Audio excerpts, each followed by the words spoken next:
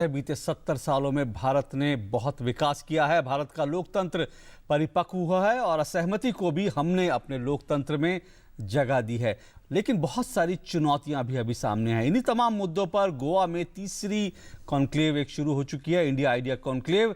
ये India idea conclave 3 दिन तक चलेगी और इसमें देश भर के और न सिर्फ देश के बल्कि दुनिया भर के 350 से ज्यादा बुद्धिजीवी शिरकत करेंगे। पेश है यह रिपोर्ट।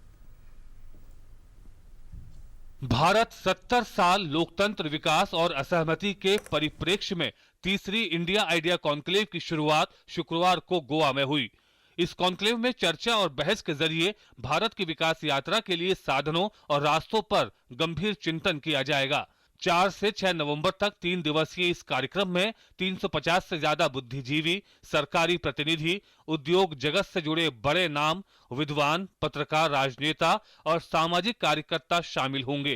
कॉन्क्लेव का मुख्य विषय भारत 70 साल लोकतंत्र विकास और असहमति पर विचारों का आदान प्रदान है।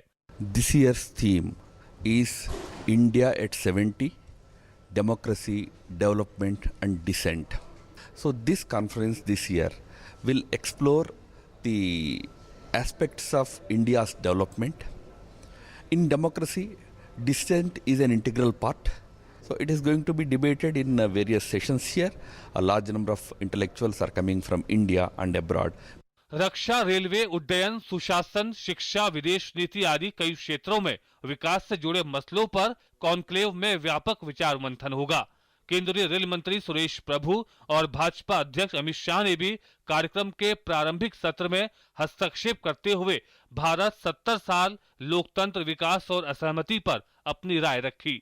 शासन समाज जीवन पर हावी बना है, जो लोकतंत्र अच्छे लोकतंत्र की निशानी नहीं है।